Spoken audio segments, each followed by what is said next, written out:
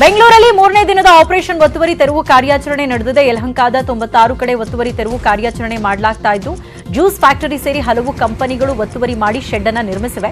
ಈ ಶೆಡ್ಗಳನ್ನು ಬಿಬಿಎಂಪಿ ಅಧಿಕಾರಿಗಳು ತೆರವು ಮಾಡಿದ್ದಾರೆ. ಇನ್ನು ಸಿಂಗಾಪುರ ಲೇಔಟ್ನ ಸರ್ವೆ ನಂಬರ್ 5ರಲ್ಲೂ ಒತ್ತುವರಿ ತೆರವು ಕಾರ್ಯಾಚರಣೆ ನಡೆದಿದ್ದು, ಬಾಲನ್ ಆಗ್ರೋ ಫ್ಯಾಕ್ಟರಿ 9 ಅಡಿಯಷ್ಟು ಒತ್ತುವರಿ ಮಾಡಿಕೊಂಡಿತ್ತು. ಸಿಂಗಾಪುರ ಲೇಕ್ ಒತ್ತುವರಿ ತೆರವಿಗೆ ಮುಂದಾದ ವೇಳೆ ಮಾಜಿ ಕಾರ್ಪೊರೇಟರ್ ನಂದಿನಿ ಪತಿ ಶ್ರೀನಿವಾಸ್ ಕಿರಿಕ್ ಮಾಡಿದ್ದಾರೆ. ವರ್ಕ್ ಆಫ್ ಆರ್ಡರ್ ತಂದು ತೆರವು ಮಾಡಿ ಅಂತ ಕಿಡಿಕಾರಿದ್ದಾರೆ. ಈಗ ನಾವೇನ್ ಗೊತ್ತಾ, ಪಾಪ ಅವರಿಗೆ ನಾಯಿಗಳು ಸುಮಾರು ಹಾವುಗಳಿದಾವೆ, ಎಲ್ಲ ಒಳಗೆ ಹೋಗ್ತವೆ. ಅವನೇ ಚಲ್ಲಘಟ್ಟದಲ್ಲಿರೋ ನಲಪಾಡ್ ಅಕಾಡೆಮಿ ಕೂಡ ರಾಜಕಾಲುವೆ ಒತ್ತುವರಿ ಮಾಡಿದೆಯಂತೆ. ಆದರೆ ನಮ್ಮ ಬಿಬಿಎಂಪಿ ಅಧಿಕಾರಿಗಳು ನಾಮಕೇವಷ್ಟೇ ತೆರವು ಕಾರ್ಯಾಚರಣೆ ನಡೆಸ್ತಾ ಇರುವಂತೆ ಕಾಣ್ತಾ ಇದೆ. ಅಕಾಡೆಮಿಯ ಸುತ್ತಲೂ ಕಾಂಪೌಂಡ್ ನಿರ್ಮಿಸಲಾಗಿದೆ, ಆದರೆ ಮಾಧ್ಯಮಗಳನ್ನ ಹೊರಗಿಟ್ಟು ತೆರೆಮರೆಯಲ್ಲಿ ತೆರವು ಕಾರ್ಯಾಚರಣೆ ನಡೆಸಲಾಗ್ತಾ ಇದೆ.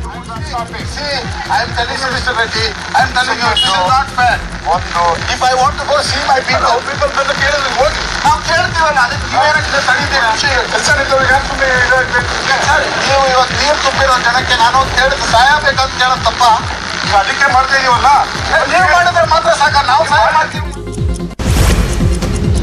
ನೆರೆ ಪೀಡಿತರ ಸಂಕಷ್ಟದ ಪರ ಎಚ್.ಡಿ. ಕುಮಾರಸ್ವಾಮಿ ಬ್ಯಾಟ್ ಬೀಸಿದ್ರು.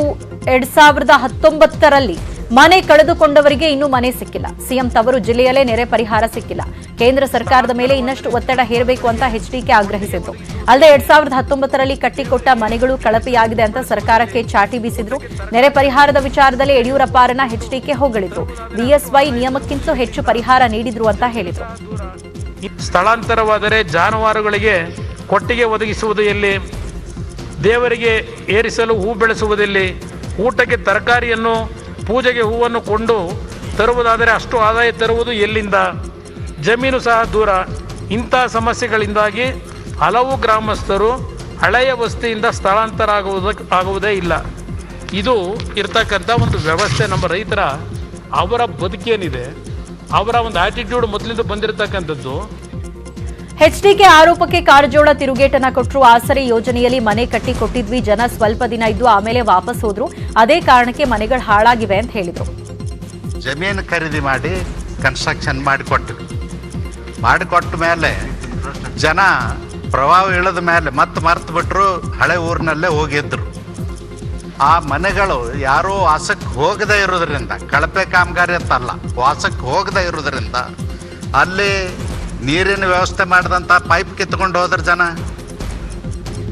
ಸರ್ಕಾರ ಮನೆ ಕಟ್ಕೊಟ್ಟಿತ್ತು, ಆದ್ರೆ ಮೂಲಭೂತ ಸೌಕರ್ಯ ಇರಲಿಲ್ಲ. 2019ರಲ್ಲಿ ನಾನು ನೆರೆ ಸಂಕಷ್ಟವನ್ನ ಆಲಿಸಿದ್ದೇನೆ. ಆಗಿನ ಸರ್ಕಾರ ಯೋಗ್ಯವಾದ ಮನೆಗಳನ್ನ ಕಟ್ಕೊಟ್ಟಿಲ್ಲ, ಎಲ್ಲಾ ಕಡೆ ಜಾಲಿ ಗಿಡ ಬೆಳೆದಿವೆ ಅಂತ ಸಿದ್ದರಾಮಯ್ಯ ಕಿಡಿಕಾರಿದ್ರು. ಮನೆಗಳನ್ನ ಕಟ್ಕೊಟ್ಟಿದ್ದಾರೆ, ಕೆಲವು ಕಡೆ ರಸ್ತೆ ಮಾಡಿದ್ದಾರೆ, ಒಳಚರಂಡಿ ಮಾಡಿಲ್ಲ. ಆಮೇಲೆ ಬೇರೆ ಮೂಲಭೂತ ಸೌಕರ್ಯಗಳನ್ನು ಒದಗಿಸ್ಕೊಟ್ಟಿಲ್ಲ. ನಂಬರ್ 1. ನಂಬರ್ 2, ನಾವೆಲ್ಲ ರೈತರು, ಕೊಟ್ಟಿಗೆ ಮಾಡ್ಕೋಬೇಕು, ದನಕರುಗಳು ಇಟ್ಕೋಬೇಕು, ಕುರಿಗಳು ಇಟ್ಕೋಬೇಕು, ಎಮ್ಮೆಗಳು ಇಟ್ಕೋಬೇಕು, ಇವೆಲ್ಲ ಇದಾವೆ.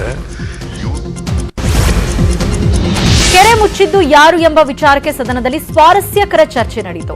ನಾನು ಕಾಂಗ್ರೆಸ್ ಪರವೂ ಇಲ್ಲ, ಬಿಜೆಪಿ ಪರವೂ ಇಲ್ಲ ಅಂತ ಕುಮಾರಸ್ವಾಮಿ ಹೇಳಿದ್ರು. ಎಚ್ಡಿಕೆ ಹೇಳಿಕೆಗೆ ಅಶೋಕ್ ಭರ್ಜರಿ ಟಾಂಗ್ ಕೊಟ್ರು. ಎಚ್ಡಿಕೆ ಯಾರ ಪರ ಇರ್ತಾರೆ ಅಂತ ಯಾರಿಗೂ ಗೊತ್ತಾಗಲ್ಲ. ಅವರು ಕಾಂಗ್ರೆಸ್ ಜೊತೆಗೂಡಿ ಸರ್ಕಾರ ಮಾಡಿದ್ದಾರೆ, ನಮ್ ಜೊತೆಗೂ ಸೇರಿ ಸರ್ಕಾರ ನಡೆಸಿದ್ದಾರೆ. ಯಾವಾಗ ಯಾರ ಪರ ಇರ್ತಾರೆ ಅಂತ ಅವರಿಗೆ ಗೊತ್ತಿಲ್ಲ. ಹರಿಹರ ಬ್ರಹ್ಮ ಬಂದ್ರು, ಅವರ ಮನಸ್ಸಲ್ಲಿರೋದು ಯಾರಿಗೂ ಗೊತ್ತಾಗಲ್ಲ ಅಂತ ಅಶೋಕ್ ಟಾಂಗ್ ಕೊಟ್ರು. ನಾನು ಅವ್ರ ಪರವಾಗೂ ಇಲ್ಲ, ಯಾರ ಪರವಾಗೂ ಇಲ್ಲ. ನಾನು ಬೆಂಗಳೂರು ನಗರದ ನಾಗರಿಕರ ಪರವಾಗಿರೋದು. ನಾನು ಕುಮಾರಸ್ವಾಮಿ ಅವರ ನಾನು ಹೇಳಿದ ಉತ್ತರ ಕೊಡ್ತೀನಿ ಅಂತ ಹೇಳಿದಾಗ, ಇಲ್ಲ ನೀವು ಅವ್ರ ಪರವಾಗಿ ಮಾಡಿ ಅವ್ರು ಕೇಳಿದಕ್ಕೆ ನಾನು ಹೇಳಿದ್ದು. ಅವ್ರು ಹೇಳಿ ಈಗ ನಾನು ಹೌದು ಇಲ್ಲ, ಈಗ ಕುಮಾರಣ್ಣವರು ಅವರು ನಮ್ಮ ಪರ ನಿಮ್ಮ ಪರ ಅನ್ನೋ ಪ್ರಶ್ನೆ ಬರಲ್ಲ. ಯಾಕಂದ್ರೆ ನಿಮ್ಮ ಜೊತೆನೂ ಸರ್ಕಾರ ಮಾಡವ್ರೆ, ನಮ್ಮ ಜೊತೆನೂ ಸರ್ಕಾರ ಮಾಡವ್ರೆ. ಅವ್ರದ್ದು ಸ್ಟ್ಯಾಂಡೇ ಯಾರು ಹರಿಹರ ಬ್ರಹ್ಮ ಬಂದ್ರು ಆ ಸ್ಟ್ಯಾಂಡನ್ನ ಯಾರು ಗೊತ್ತಾಗದೇ ಇಲ್ಲ, ನಿಮಗೂ ಮುಖ್ಯಮಂತ್ರಿ ವಿಶೇಷ ಅನುದಾನದಡಿ ಶಾಸಕರ ಕ್ಷೇತ್ರಗಳಿಗೆ ಅನುದಾನ ಬಿಡುಗಡೆ ಮಾಡಲಾಗಿದೆ. 23 ಶಾಸಕರ ಕ್ಷೇತ್ರಗಳಿಗೆ 93 ಕೋಟಿ 24 ಲಕ್ಷ ಬಿಡುಗಡೆ ಮಾಡಲಾಗಿದೆ.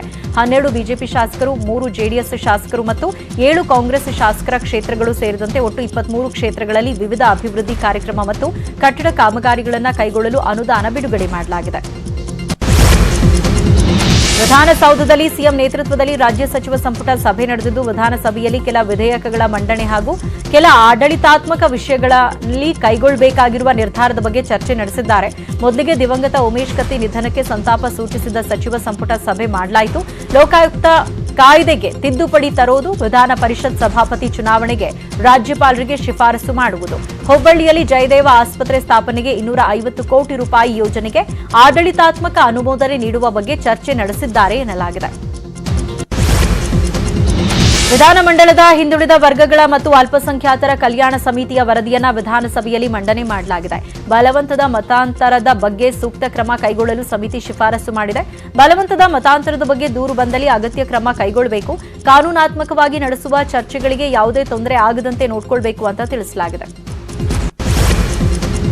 ಕಾಂಗ್ರೆಸ್ ಶಾಸಕ ಜಮೀರ್ ಅಹಮದ್ ಸಿಎಂ ಬೊಮ್ಮಾಯಿ ಹಾಗೂ ಯಡಿಯೂರಪ್ಪ ಅವರನ್ನ ಭೇಟಿ ಮಾಡಿದ್ದಾರೆ. ಚಾಮರಾಜಪೇಟೆ ಕ್ಷೇತ್ರದ ಅಭಿವೃದ್ಧಿ ಹಾಗೂ ಸಮಸ್ಯೆಗಳ ಕುರಿತು ಚರ್ಚಿಸಿ ಮನವಿ ಸಲ್ಲಿಸಿದ್ದೇನೆ. ಚಾಮರಾಜಪೇಟೆಯ ಹಲವು ವಿಷಯಗಳ ಕುರಿತು ಚರ್ಚೆ ಮಾಡಿದ್ದೇನಂತ ಜಮೀರ್ ಅಹಮದ್ ಮಾಹಿತಿ ನೀಡಿದ್ದಾರೆ. ಬಿಜೆಪಿಯ ಇಬ್ಬರು ನಾಯಕರನ್ನ ಜಮೀರ್ ಅಹಮದ್ ಭೇಟಿ ಮಾಡಿರುವುದು ಕುತೂಹಲಕ್ಕೆ ಕಾರಣವಾಗಿದೆ. ಇವತ್ತು ಹಿಂದಿ ದಿವಸ್. ದೇಶದ ವಿವಿಧ ಭಾಗಗಳಲ್ಲಿ ಹಿಂದಿ ದಿವಸ್ ಆಚರಿಸಲಾಗ್ತಾ ಇದೆ. ಅದೇ ವಿಚಾರ ವಿಧಾನಸಭೆಯಲ್ಲಿ ಸದ್ದು ಮಾಡಿತು. ಹಿಂದಿ ಹೇರಿಕೆ ಯಾಕೆ ಮಾಡ್ತೀರಾ ಅಂತ ಜೆಡಿಎಸ್ ಸದಸ್ಯರು ಕಿಡಿಕಾರಿದ್ರು. ನಮ್ಮ ಭಾಷೆಗೆ ಧಕ್ಕೆ ಆಗಬಾರದು ಅನ್ನೋದು ನಮ್ಮ ಉದ್ದೇಶ. ಸದನಕ್ಕೆ ಅಡ್ಡಿ ಮಾಡುವ ಉದ್ದೇಶ ನಮಗಿಲ್ಲ ಅಂತ ಎಚ್.ಡಿ. ಕುಮಾರಸ್ವಾಮಿ ಹೇಳಿದ್ರು. ಜೆಡಿಎಸ್ ನಡೆ ಕಂಡು ಸ್ಪೀಕರ್ ಕೆರಳಿ ಕೆಂಡವಾದ್ರು. ಇದೇನ್ ಜಾತ್ರೆನಾ, ಸಂತೆನಾ, ಹುಚ್ಚಾಸ್ಪತ್ರೆಯಲ್ಲಿ ಕಿರುಚಾಡ್ದಂಗೆ ಮಾಡ್ತಿದ್ದೀರಿ ಅಂತ ಕಿಡಿಕಾರಿದ್ರು. ಕನ್ನಡ ರಕ್ಷಣೆಗೆ, ಕನ್ನಡ ಬೆಳೆಸಲು ನಾವು ಬದ್ಧ. ನೆಲ ಜಲ ವಿಚಾರದಲ್ಲಿ ರಾಜಿ ಇಲ್ಲ ಅಂತ ಸಿಎಂ ಬೊಮ್ಮಾಯಿ ಸ್ಪಷ್ಟನೆ ನೀಡಿದರು. ಹಿಂದಿ ದಿವಸ್ ಆಚರಣೆಗೆ ಸಿದ್ದರಾಮಯ್ಯ ಕೂಡ ಟ್ವೀಟ್ ಮಾಡಿ ವಿರೋಧಿಸಿದ್ದಾರೆ. ಯಾವ ಭಾಷೆಯ ಕಲಿಕೆಯನ್ನು ವಿರೋಧಿಸೋದಿಲ್ಲ, ಯಾವ ಭಾಷೆಯ ಹೇರಿಕೆಯನ್ನು ಸಹಿಸೋದಿಲ್ಲ ಅಂತ ಹೇಳಿದರು. ಹಿಂದಿ ಭಾಷೆ ಹೇರಿಕೆ ಖಂಡಿಸಿ ಜೆಡಿಎಸ್ ನಾಯಕರು ಹಲವು ಕಡೆ ಪ್ರತಿಭಟನೆಯನ್ನ ಮಾಡಿದ್ದಾರೆ. ವಿಧಾನಸೌಧದ ಗಾಂಧಿ ಪ್ರತಿಮೆ ಬಳಿ ಎಚ್.ಡಿ. ಕುಮಾರಸ್ವಾಮಿ ನೇತೃತ್ವದಲ್ಲಿ ಪ್ರತಿಭಟನೆ ಮಾಡಲಾಯಿತು. ಮಧ್ಯಾಹ್ನ 3 ಗಂಟೆಗೆ ಜೆಡಿಎಸ್ ಕಚೇರಿ ಬಳಿ ಧರಣಿ ನಡೆಸಲಾಯಿತು.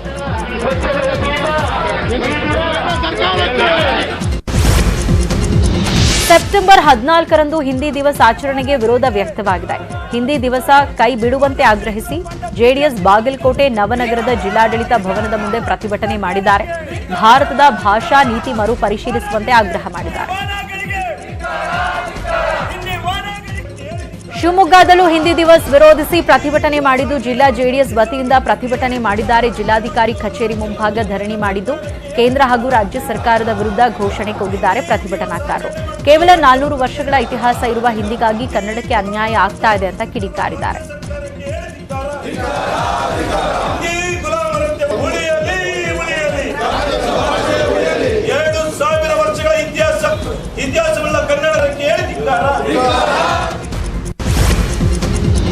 ಮಾಜಿ ಮುಖ್ಯಮಂತ್ರಿ ಬಿಎಸ್ ಯಡಿಯೂರಪ್ಪ ಮತ್ತು ಕುಟುಂಬಕ್ಕೆ ದೊಡ್ಡ ಶಾಕ್ ಎದುರಾಗಿದೆ. ಭ್ರಷ್ಟಾಚಾರ ಆರೋಪದಲ್ಲಿ ಎಫ್ಐಆರ್ ದಾಖಲಿಸಿ ತನಿಖೆ ನಡೆಸಲು ಜನಪ್ರತಿನಿಧಿಗಳ ವಿಶೇಷ ಕೋರ್ಟ್ನಿಂದ ಆದೇಶಿಸಲಾಗಿದೆ. ಯಡಿಯೂರಪ್ಪ, ಬಿವೈ ವಿಜಯೇಂದ್ರ, ಶಶಿಧರ್ ಮರಡಿ ಸೇರಿದಂತೆ 9 ಜನರ ವಿರುದ್ಧ ಎಫ್ಐಆರ್ ದಾಖಲಿಸಲು ಲೋಕಾಯುಕ್ತ ಇನ್ಸ್ಪೆಕ್ಟರ್ಗೆ ಕೋರ್ಟ್ ಸೂಚಿಸಿದೆ.